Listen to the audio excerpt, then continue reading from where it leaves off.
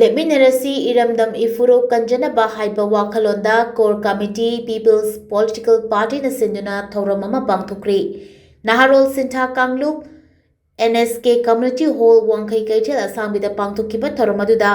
Moirangthem ꯁꯨꯔꯦꯟꯗ꯭ꯔ adviser ST ꯗꯤꯃꯥꯟ committee, ꯊꯣꯛꯆꯣꯝ ꯔꯥꯃꯤꯅꯤ ꯗꯦꯕꯤ ꯄ꯭ꯔꯁꯤꯟ ꯅꯨꯄꯤ ꯁꯃꯥꯖ, ꯔꯤꯙꯤꯃꯂꯥ Devi ꯑꯉꯣꯝ ꯁꯃꯨ, DIG BSF ꯑꯃꯗꯤ AK ꯏꯕꯣꯝꯆꯥ ꯀꯃꯥꯟꯗꯦꯟꯠ SSBꯅ ꯑꯊꯣꯏꯕ ꯃꯤꯊꯨꯡꯂꯦꯟꯁꯤꯡ ꯑꯣꯏꯅ ꯁꯔꯨꯛ ꯌꯥꯈꯤ꯫ ECI Election Commission of India da akoigi constitution ni approve toraba aduga 90% oina akoi process loiraba just one step am the ngaire aduga akoi ECI digire service fangani aduga moi dige hamjaraga akoi campaign je hobo yare haidam akoi ngasi pangtuk sebani aduga aigi political party akoi linkaliba sigi unique oiba feature haibadi masida akoi play jena wasak am yauri wasak masidi ihalam wasak sina akoi manipur ki territory integrity kahandaba masi ngak chen masi ko ihalam wa wasak ni ani subudana common people parja mayam se nungai masina akoi ahan second woi wasak eba aduga chai chai gi oiba lusim masingi interest option la slakani achi world di constitution am da yaugin poni aduna moi ECI gi election commission of India gi moi nasi am presentori masi unique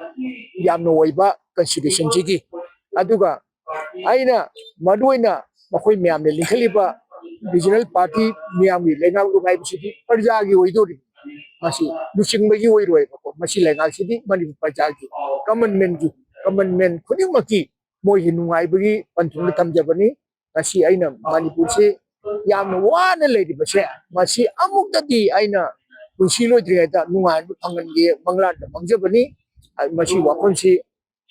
manipur miyamna khante biraga akoi pula punjalaga amukta nungai bu punsi akoi se chahi chahumga kun hena wat na khage pani to parliament nu wat na mereba asi masu akoi malengi mafam amata akoi wari ba people si yobunati aduna akoi aina si akoi media gi through da ina paujela ma ti mi yam drasu masi media gi through torga manipur gi mafam gudi makta pauje santopiu akoi miyam goi ba luba ma seme और politics की party में से में है बसी मसी आई मियाम तो खंगन भी है ना मीडिया की